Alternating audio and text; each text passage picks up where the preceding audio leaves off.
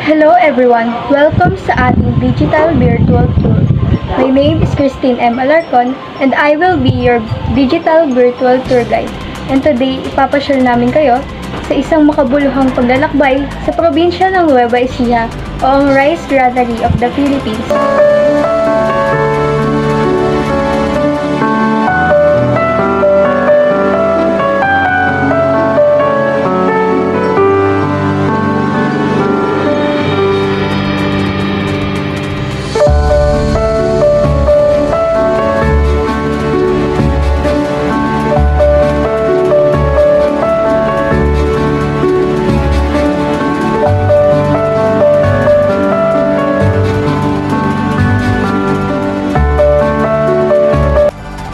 Para sa ating unang stop, we have PhilRice na matatagpuan sa nag-iisang Science City sa buong bansa, ang Science City of Muñoz.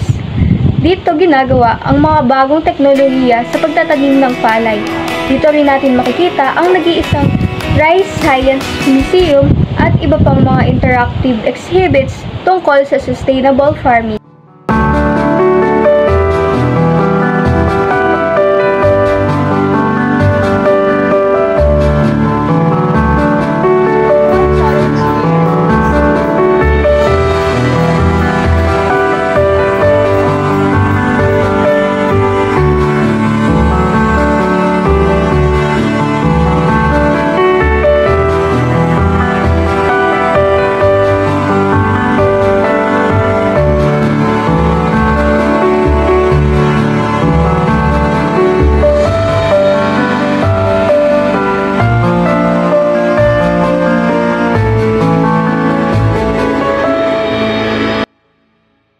Next, we have Central Luzon State University o CLSU, ang isa sa mga top agricultural schools sa buong bansa na matatagpuan rin sa Science City of Muñoz.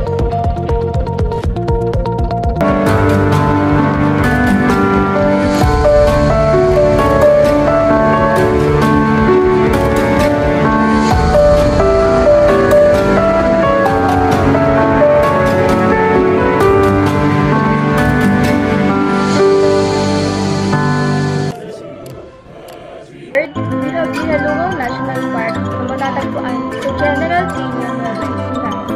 Ang Minalungaw National Park ay isa sa mga natural wonders ng Nueva Ecija. Mula't nakakamanghang linaw ng ilog, makikita rin natin dito ang kakaibang limestone formation at pwede rin tayong maka-experience dito ng bamboo rafting.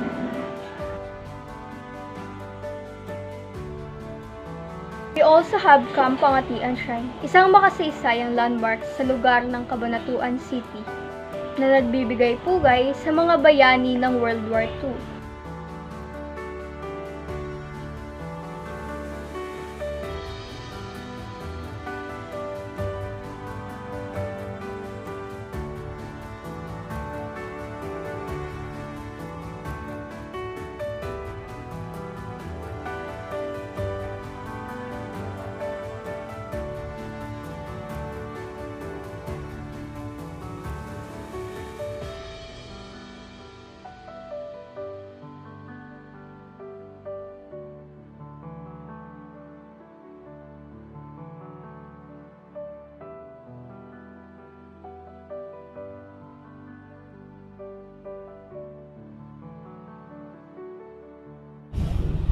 Pero alam nyo ba, nakilala rin ang Nueva Ecija sa iba't ibang mga festival na ginaganap sa iba't ibang lugar.